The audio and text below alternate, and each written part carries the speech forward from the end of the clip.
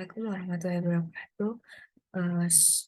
Yang terhormat Ibu Dia Ratnawati selaku dosen pengamat mata kuliah Sistem Informasi Manajemen, kami dari kelompok 3 akan menjelaskan mengenai materi yaitu sistem informasi untuk keunggulan kompetitif.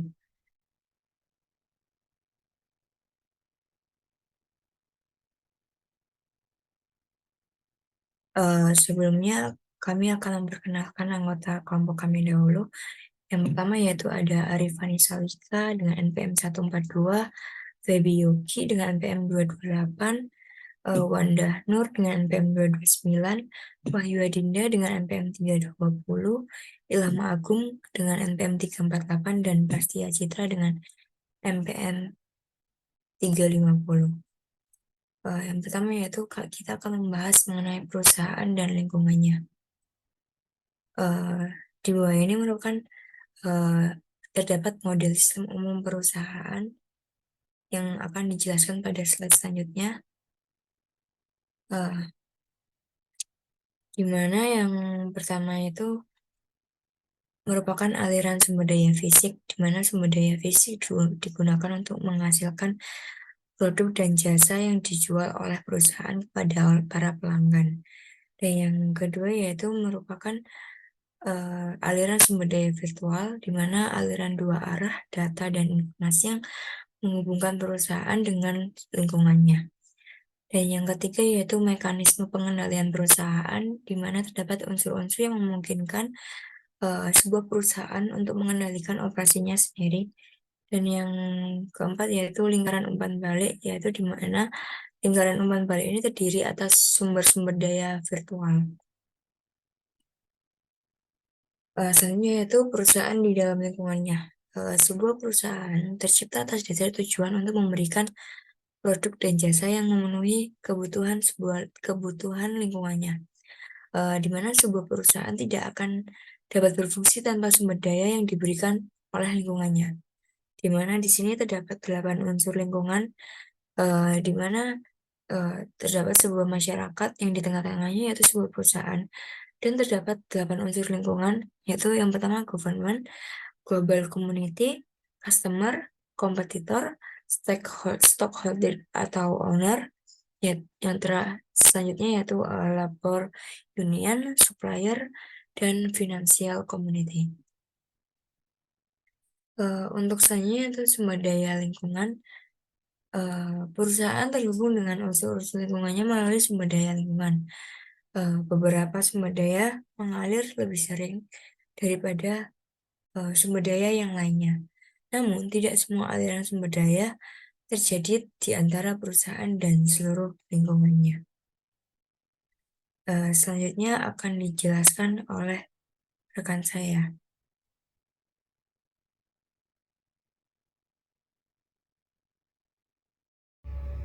Baik, materi selanjutnya ada mengelola aliran sumber daya fisik, manajemen rantai pasokan. Aliran sumber daya melalui rantai pasokan harus dikelola untuk memastikan bahwa aliran tersebut terjadi dengan cara tepat waktu dan efisien. Proses ini disebut dengan manajemen rantai pasokan. Nah, manajemen rantai pasokan terdiri dari aktivitas-aktivitas berikut ini. Yang pertama, meramalkan permintaan pelanggan. Yang kedua, membuat jadwal produksi. Kemudian yang ketiga, menyiapkan jaringan transportasi, memesan persediaan pengganti dari pemasok, menerima persediaan dari pemasok, mengelola barang, persediaan bahan baku. Selanjutnya ada melakukan produksi, kemudian melakukan transportasi sumber daya kepada pelanggan atau juga disebut ongkir. Yang terakhir, melancarkan aliran sumber daya dari pemasok di dalam perusahaan dan kepada pelanggan. Sistem informasi perusahaan dapat digunakan melaksanakan tiap-tiap aktivitas di atas. Selanjutnya ada sistem elektronik. Seiring dengan mengalirnya sumber daya melalui rantai pasokan, maka mereka akan dilacak secara elektronis. Nah, setiap tindakan akan dicatat dan terminal komputer akan terdapat di lokasi pemasok. Data dimasukkan dalam terminal melalui keyboard pemindahan kode barang atau ID. Seiring terkumpulnya data, sistem informasi perusahaan akan diperbarui dan menggambarkan lokasi terakhir dari sumber daya yang dilacak. Nah, selanjutnya ada manajemen rantai pasokan sistem perencanaan sumber daya usaha. Manajemen rantai pasokan atau yang disebut dengan ERP itu hanya salah satu dari aspek, namun aspek ini juga sangat penting. Nah, ketika suatu anggota memiliki kekuasaan atas ERP dapat berbagi kepada anggota lainnya. Oleh karena itu, perpindahan data dari anggota satu ke anggota yang lain dapat terfasilitasi. Kompetitif.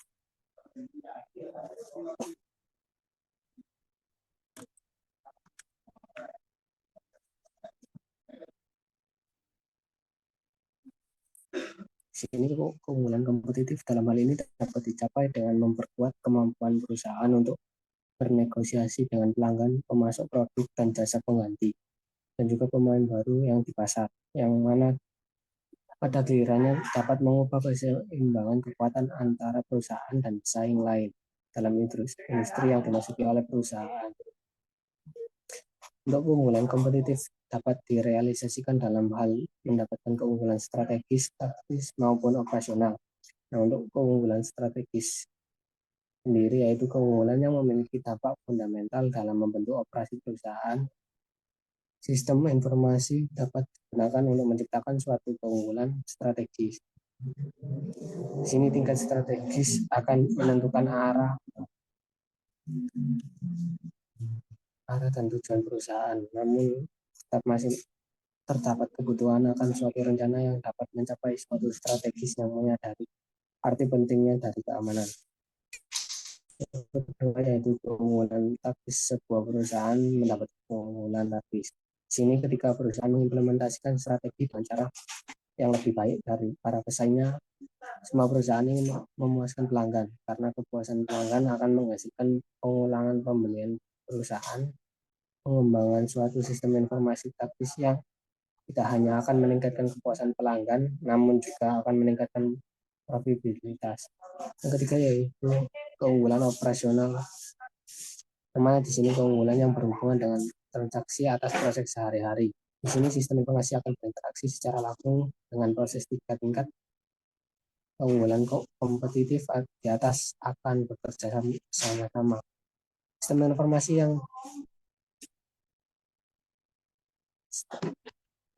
yang terpengaruh oleh tiga ini akan memiliki kemungkinan terbaik untuk meningkatkan kinerja sebuah perusahaan secara nasional. Materi berikutnya ada tantangan dari pesaing-pesaing global. Tantangan dari pesaing-pesaing global itu memiliki kebutuhan, yaitu kebutuhan khusus untuk pemrosesan dan juga kebutuhan khusus untuk koordinasi. Nah, yang dimaksud dengan kebutuhan khusus untuk pemrosesan informasi yaitu meminimalkan terjadinya ketidakpastian. Ketidakpastian tentang apa? Yakni ketidakpastian tentang perbedaan jumlah informasi yang dibutuhkan dengan jumlah informasi yang dimiliki perusahaan. Sedangkan kebutuhan khusus untuk koordinasi adalah kunci untuk mencapai keunggulan kompetitif dalam pasar global. Majunya bidang teknologi adalah yang dibutuhkan MNC karena untuk membandingkan aktivitas perusahaan di negara lain. Keuntungan dari koordinasi. Yang pertama adalah fleksibilitas. Karena merespon pesaing di berbagai negara butuh juga fleksibilitas.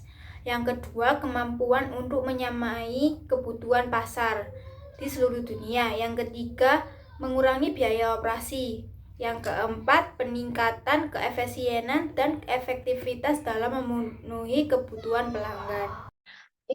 Ini adalah tantangan dalam mengembangkan sistem informasi global.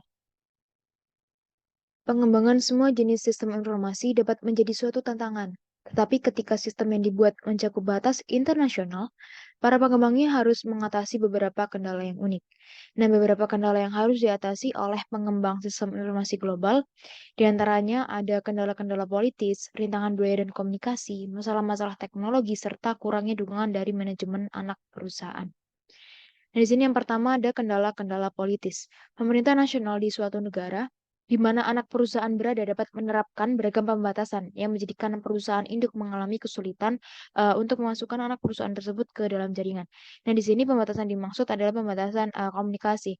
Karena infrastruktur telepon biasanya kan dimiliki dan dioperasikan oleh pemerintah, bukan perusahaan swasta. Maka dari itu, hal ini dapat menjadi suatu rintangan yang cukup berat. Selanjutnya ada rintangan budaya dan komunikasi. Interaksi dengan teknologi dapat sangat bervariasi di beberapa budaya. Antarmuka atau interface sistem informasi global harus tetap konsisten meskipun menggunakan bahasa yang berbeda-beda. Nah, di sini pembatasan yang pertama ada pembatasan pembelian dan impor perangkat keras, di mana pemerintah nasional itu mencoba untuk melindungi pabrikan lokal dan merangsang investasi asing pada produksi lokal dengan menentukan bahwa hanya peralatan yang diproduksi atau dirakit di negara itu yang dapat dipergunakan. Salah itu ada pembatasan pemrosesan data. Kebijakan nasional dapat mengatur bahwa data harus diproses di dalam negeri, bukan dikirimkan ke luar negeri dan diproses di tempat lain. Selanjutnya ada pembatasan komunikasi data. Pembatasan komunikasi data yang paling banyak dipublikasikan adalah pembatasan yang dikenakan pada aliran data antar negara. Nah, aliran data antar negara ini adalah pergerakan data yang dapat dibaca oleh mesin melintasi batas negara. Di mana peraturan aliran data antar negara ini yang diawali pada tahun 1970 telah diberlakukan oleh banyak negara sebagai salah satu cara untuk melindungi privasi pribadi warga negaranya. Selain itu, rintangan budaya itu juga dapat mempengaruhi rancangan suatu sistem informasi global. Di dalam beberapa masyarakat tertentu, penggunaan teknologi dianggap sebagai suatu pekerjaan yang tidak membutuhkan suatu keahlian. Sedangkan di masyarakat lainnya dipandang sebagai suatu pertanda tingkat sosial. Selanjutnya ada masalah-masalah teknologi. Bicara tentang teknologi pasti berhubungan dengan suatu perangkat, yang mana perangkat itu juga berhubungan dengan listrik ya. Di beberapa negara, sumber listrik yang dapat diandalkan mungkin tidak tersedia sehingga mengakibatkan seringnya terjadi gangguan listrik. Sirkuit telekomunikasi seringkali hanya dapat mengirimkan data dengan kecepatan yang rendah dan kualitas transmisinya juga buruk. Selain itu, perangkat lunak juga dapat menjadi masalah karena banyak negara tidak memerhatikan hak cipta atas perangkat lunak dan menutup mata pada perangkat lunak bajakan. Beberapa vendor perangkat lunak menolak untuk berbisnis di beberapa negara tertentu. Selanjutnya ada kurangnya dukungan dari manajemen anak perusahaan. Manajemen kantor anak perusahaan seringkali ikut menjadi masalah. Beberapa merasa yakin bahwa mereka dapat menjalankan anak perusahaannya tanpa harus mendapat bantuan dan mereka memandang peraturan ditetapkan oleh kantor pusat itu sebagai suatu hal yang tidak perlu. Materi selanjutnya yaitu manajemen pengetahuan. Aktivitas manajer seperti mengakuisisi data, memproses data menjadi informasi, menggunakan dan mengkomunikasikan informasi dengan cara yang paling efektif, dan menghapus informasi pada waktu yang tepat disebut manajemen pengetahuan. Sumber daya informasi sebuah perusahaan terdiri atas peranti keras komputer, peranti lunak komputer, spesialis informasi, pengguna, fasilitas, database, dan informasi. Terdapat 4 dimensi dasar informasi yang dapat dipertimbangkan oleh pengembang sistem, yaitu yang pertama relevansi. Informasi memiliki relevansi jika informasi tersebut berhubungan dengan masalah yang sedang dihadapi. Pengguna seharusnya dapat memilih data yang diperlukan tanpa harus melewati dahulu sejumlah fakta-fakta yang tidak berhubungan. Yang kedua, akurasi. Idealnya, seluruh informasi seharusnya akurat. Akan tetapi, fitur-fitur yang memberikan kontribusi kepada tingkat akurasi sistem akan menambah biaya dari sistem informasi tersebut. Ketiga, ketepatan waktu. Informasi hendaknya tersedia untuk pengambilan keputusan sebelum situasi yang genting berkembang atau hilangnya peluang yang ada. Para pengguna hendaknya dapat memperoleh informasi yang menguraikan apa yang sedang terjadi saat ini, selain dari apa yang telah terjadi di masa lalu. Informasi yang tiba setelah suatu keputusan diambil tidak akan memiliki nilai yang bermanfaat. Yang keempat yaitu kelengkapan. Para pengguna hendaknya dapat memperoleh informasi yang menyajikan suatu gambaran lengkap atas suatu masalah tertentu dan solusinya. Namun, sistem hendaknya tidak menenggelamkan pengguna dalam lautan informasi, karena informasi yang terlalu banyak dapat memberikan kerugian. Pengguna hendaknya dapat menentukan jumlah rincian yang dibutuhkan. Selanjutnya ada sifat manajemen pengetahuan yang berubah-ubah. Yang pertama ada sistem informasi warisan. Sistem informasi awal serta peranti lunak dan keras yang tidak sesuai atau hanya sesuai secara parsial dengan teknologi informasi terkini disebut sistem warisan. Meskipun data yang dikumpulkan oleh sistem warisan terutama memproduksi informasi historis, informasi tersebut masih dianggap berharga. Perusahaan mengambil keputusan mengenai jumlah dan warisan yang akan diambil berdasarkan perkiraan mereka atas tambahan keuntungan yang dapat direalisasikan dari data warisan. Yang kedua ada manajemen gambar. Peranan gambar telah meluas dengan munculnya situs-situs web. Manajemen gambar akan meningkat seiring dengan berkembangnya jumlah gambar, dan gambar-gambar membutuhkan ruang penyimpanan yang jauh lebih besar jika dibandingkan dengan data teks dan numerik. Perusahaan mungkin akan membutuhkan format gambar yang konsisten sehingga seluruh aplikasi di dalam perusahaan tersebut dapat memanfaatkan gambar-gambar yang ada. Selanjutnya adalah perencanaan strategis untuk sumber daya informasi. Perusahaan-perusahaan pertama yang menggunakan komputer menempatkan tanggung jawab pengelolaan sumber daya informasi di tangan sebuah unit khusus yang terdiri atas para profesional informasi. Unit ini disebut sebagai layanan informasi atau Information Service. Selanjutnya adalah Chief Information Officer atau CIO dan Chief Technology Officer atau CTO. Chief Information Officer atau Chief Technology Officer adalah manajer dengan tingkat tertinggi di layanan informasi. Mereka akan menyumbangkan keahlian manajerialnya dalam memecahkan masalah-masalah yang tidak hanya berhubungan dengan layanan informasi saja, melainkan juga area-area operasi perusahaan lainnya. CIO atau CTO dapat memposisikan layanan informasi sebagai salah satu unsur vital dalam struktur organisasi perusahaan dengan melaksanakan hal berikut ini. 1. Meluangkan waktu dalam bisnis dan pelatihan bisnis. Mempelajari bisnis juga bukan hanya teknologi saja. 2. Secara aktif mencari kemitraan dengan unit-unit bisnis dan manajemen lini. 3. Fokus pada perbaikan proses bisnis. 4. Menjelaskan biaya-biaya information service dalam istilah bisnis. 5. Membangun kredibilitas dengan memberikan jasa information service yang dapat diandalkan. 6. Terbuka untuk ide-ide yang berasal dari luar bidang information service. Selanjutnya adalah perencanaan strategis bagi perusahaan.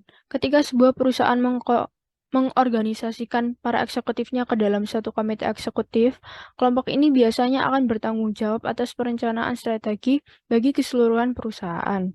Setelah rencana dibuat, komite eksekutif akan memonitor pelaksanaannya sepanjang tahun, dan jika dibutuhkan, mengambil tindakan yang sesuai. Dalam beberapa kasus, rencana dapat dimodifikasi untuk mencerminkan perubahan situasi. Yang terakhir, ada rencana strategis untuk area-area bisnis.